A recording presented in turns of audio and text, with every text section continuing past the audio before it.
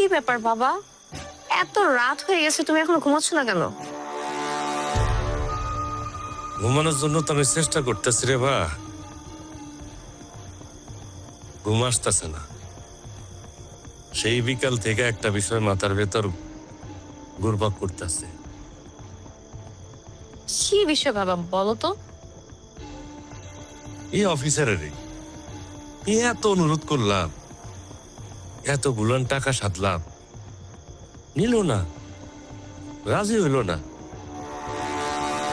আর বাড়ির চাকর তারা রাজি করে ফেলাইল।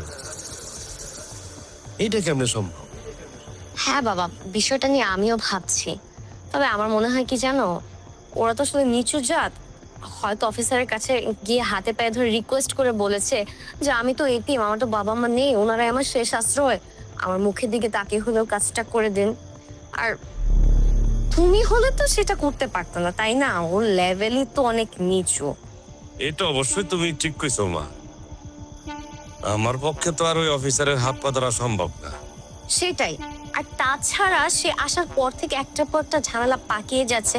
সো আমার মনে হয় কি, সে আমাদের কাছে ভালো সাজার জন্য, আমাদের নজর আসার জন্য এই কাজটা করেছে।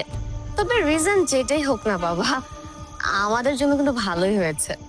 হুম, এটা অবশ্য মন্দ কর নাই। এইসব জাতের লোকেরা নিজেদের অস্তিত্ব টিকে রাখার জন্য মালিকের জন্য অনেক কিছুই করে। ওই হয়তো সেজন্যই করছে। যাক, যা হয়েছে ভালোই হয়েছে মা। যদি কাজটা না হইতো, আমার পুরা প্রজেক্টটাই তো ভেস্তে যাইতো। কত কোটি টাকা আমি এখানে লগ্নি করছি, নতুন মেশিন পত্র আমি অর্ডার করছি। যদি প্রজেক্টটা এখানে মুক্ত উপরে পড়তো, আমার তো অনেক বড় ক্ষতি হয়ে যেত। যাক, তারপরও আমার কেমন যেন একটু ঘাপলা লাগে। তুমি একটা কাজ করো, ছেলেটার উপর একটু চোখ কান খোলা রেখো। তুমি কোনো টেনশন করো না বাবা, আমি আছি তো।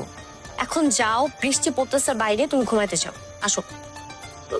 বৃষ্টির মধ্যে আর কতক্ষণ বসে থাকবা বলো? এখন ঘুমাও, আসো।